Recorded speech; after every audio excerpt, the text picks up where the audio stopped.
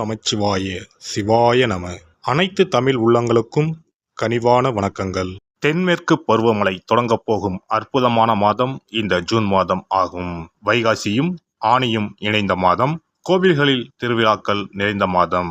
அப்பேற்பட்ட இந்த ஜூன் மாதத்தில் நடக்க இருக்கும் ஒரு சில கிரகங்களின் பெயர்ச்சிகள் மிக மிக முக்கியமானவையாக கருதப்படுகின்றன. ஒரே சமயத்தில் பல கிரகங்கள் அதிக பலம் பெற்று ஆட்சியாக அமரும் அமைப்பு இந்த ஜூன் மாத கிரக பெயர்ச்சியில் ஏற்படுகிறது. இந்த ஆண்டு ஜூன் மாதம் நடக்கும் பெயர்ச்சிகளில் மிக மிக முக்கியமான ஒன்று செவ்வாய் பெயர்ச்சியாகும். சில மாதங்களாகவே பகை கிரகங்களுடன் சஞ்சரித்து வந்த செவ்வாய் பகவான் தற்போது தன்னுடைய சொந்த வீட்டில் ஆட்சி பலம் பெற்று சஞ்சரிக்கப் போகிறார். ராகுவிடம் இருந்து விலகி தனித்து பயணம் செய்வது பல ராசிகளுக்கு யோகம் கொடுக்கும். ஜூன் 1ஆம் தேதியே செவ்வாய் பகவான் மேச ராசிக்கு இடப்பெயர்ச்சி ஆகின்றார். சுக்கிர பகவான் ஜூன் மாதம் 12ஆம் தேதி மிதுன ராசிக்கு இடப்பெயர்ச்சி அடைகிறார். இது லட்சுமி நாராயண யோகத்தை ஏற்படுத்தும். சூரிய பகவான் ஜூன் 15ஆம் தேதி மிதுன ராசிக்கு பெயர்ச்சி ஆகிறார். இது ஆனி மாத பிறப்பை குறிக்கும். மிதுன ராசியில் பெயர்ச்சியடையும் புதன் பகவானால் 3 ராஜயோகங்கள் உண்டாகும்.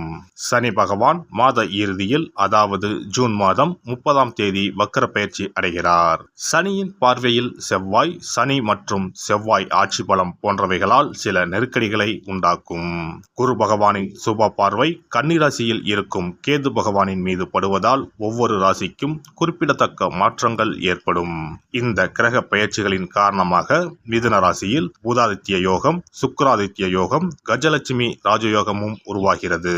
இதன் காரணமாக சில ராசிக்காரர்களுக்கு அதிர்ஷ்டமும் பணவரவும் பதவி உயர்வும் தன வரவும் கிடைக்க வாய்ப்புள்ளது. இனி உங்கள் ராசிக்கான பலன் என்ன என்பதனை பற்றியும், அசுப பலன் ஏற்படுமாயின் ராசிக்காரர்கள் வழிபட வேண்டிய தெய்வம், மேற்கொள்ள வேண்டிய பரிகாரம் என்ன என்பதனை பற்றியும் காண்போம். மிதுன ராசி அன்பர்களே, உங்கள் ராசிநாதன் புதன் பகவான் 12ஆம் வீட்டில் குரு பகவானுடன் உள்ளார். இந்த மாதம் 15ஆம் தேதி உங்கள் ஜென்ம ராசிக்கு பெயர்ச்சியாகிறார். இது உங்களுக்கு ஒரு நல்ல மாதமாகும். ராசிநாதன் வலிமையாக இருப்பதனால் உடலில் இருந்த பிரச்சனைகள், வியாதிகள் எல்லாம் சரியாகும். மனக்குழப்பம் நீங்கி மனத்தெளிவு உண்டாகும். எந்த ஒரு செயலை ஆரம்பிக்கும் போதும் ஏதாவது ஒரு கவலை இருந்து கொண்டே இருந்தது. அந்த நிலை தற்போது மாறும். முடிவுகளை எடுப்பதில் நல்ல தெளிவும் நம்பிக்கையும் உண்டாகும்.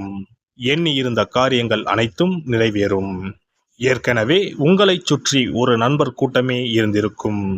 தற்போது இன்னும் புதிய நண்பர்கள் அறிமுகம் ஆவார்கள். 4ஆம் இடத்தில் இருக்கும் கேதுவால் அம்மாவின் உடல்நிலையில் சில பிரச்சனைகள், தேவையற்ற அலைச்சல்கள் இருந்திருக்கும். வண்டி, வாகனம், நிலம், வீடு வாங்குவதில் தடை இருந்திருக்கும். ஆனால் இம்மாதம் குருவின் பார்வை உங்கள் ராசிக்கு 4ஆம் இடத்தின் மீது விழுகிறது. இதனால் இதுவரை இருந்த தடைகள் விலகும். வீடுமனை வாகனம் வாங்கும் அமைப்பு உண்டாகும். தாய் வழி சொந்தங்களிடம் இருந்து வந்த கருத்து வேறுபாடு, அம்மாவிடம் இருந்த மனக்கசப்பு விலகும். தாய் வழி பூர்வீக சொத்து இம்மாதம் கிடைக்கக்கூடிய வாய்ப்புள்ளது. கிரகங்கள் அனைத்தும் நல்ல அமைப்பில் உள்ளார்கள். எனவே கெடுதல் நடக்க வாய்ப்பில்லை. சுப செலவுகள் உண்டாகும். விரயம் என்பது சுப நிகழ்ச்சிக்காக மட்டுமே ஏற்படும். வீண் விரயம் ஏற்படாது. நல்ல காலம் ஆரம்பித்து விட்டது. ஜூன் 12ஆம் தேதி ஏற்படும் சுக்கிர பெயர்ச்சியால் புத்திர பாக்கியம் உண்டாகும் வாய்ப்பு உள்ளது. சொகுசான வாழ்க்கையினை வாழப்போகிறீர்கள். ஆசைப்பட்டதை எல்லாம் வாங்கக்கூடிய அற்புதமான காலகட்டம் இதுவாகும். எண்ணங்களை எல்லாம் நிறைவேற்றி வைப்பார் சுக்கராச்சாரியார். பட்ட கஷ்டம் எல்லாத்திற்கும் பலன் தருவதாக இந்த ஜூன் மாதம் அமைய போகிறது. 9இல் சனி பகவான் இருப்பதனால் தந்தை உடல்நலத்தில் மட்டும் கவனம் தேவை. தந்தை வழி உறவுகளிடம் பேசும்போது கவனம் தேவை. தேவையற்ற விவாதங்களை தவிர்ப்பது நன்மை தரும். ராசிநாதன் வலிமையாக இருப்பதனால் கவலைப்பட தேவையில்லை. எதையும் சமாளிக்கும் மனதைரியம் இருக்கும். 10இல் ராகு பகவான் இருப்பதனால் சொந்த தொழில் தொடங்க நினைப்பவர்கள் இம்மாதம் தொடங்கலாம். தொழில் வியாபாரத்தில் அபார வளர்ச்சி இருக்கும்.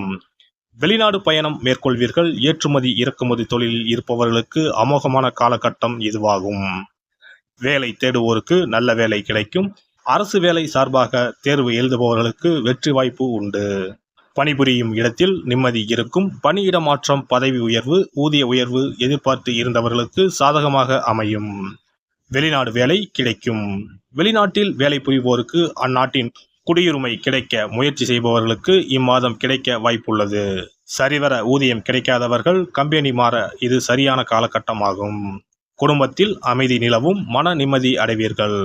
கடன் பிரச்சனை, பண பிரச்சனைகளுக்கு ஒரு முற்றுப்புள்ளி வைப்பீர்கள். கடனை படிப்படியாக அடைப்பதற்கு வழி கிடைக்கும். புதன், சூரியன், சுக்கிரன் ஆகிய 3 கிரக சேர்க்கையால் ஜூன் 15ஆம் தேதிக்கு பிறகு அமோகமாக இருக்கும்.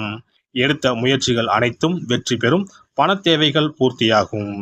கையேந்திய நிலை மாறி கொடுக்கும் நிலை உருவாகும். சேமிப்பு கணக்கை ஆரம்பிப்பீர்கள். இம்மாதம் பெண்கள் கனிவான பேச்சுக்களின் மூலம் நீண்ட நாள் பிரச்சனைகளுக்கு தீர்வு காண்பீர்கள். குடும்ப உறுப்பினர்களிடம் இருந்து வந்த கருத்து வேறுபாடுகள் நீங்கி ஒற்றுமை அதிகரிக்கும். நேரம் தவறிய பயணத்தை குறைத்துக் கொள்ளவும் தம்பதிகளுக்குள் ஒற்றுமை பிறக்கும். சிறு சிறு விஷயங்களை பெரிதுபடுத்தாமல் இருக்கவும். மாணவர்கள் கல்வி பயில்வதில் ஒருவிதமான ஆர்வமின்மை ஏற்படும். விளையாட்டுகளில் சகிப்புத்தன்மையுடன் செயல்படுவார்கள். வஞ்சனையான முயற்சிகளை தவிர்க்கவும். தந்தையிடம் மனம் விட்டு பேசுவது புரிதலை ஏற்படுத்தும். முயற்சிகளை அதிகப்படுத்துவதன் மூலம் உயர்கல்வியில் எண்ணியவை ஈடேறும். பாடங்களை 1க்கு 2 முறை படிப்பது நல்லது. வேலை நிமித்தமான சிந்தனைகள் மனதில் மேம்படும். அரசியல்வாதிகளுக்கு இம்மாதம் செல்வாக்கு அதிகரிக்கும். வழக்கு சார்ந்த விஷயங்களில் சாதகமான முடிவு கிடைக்கும்.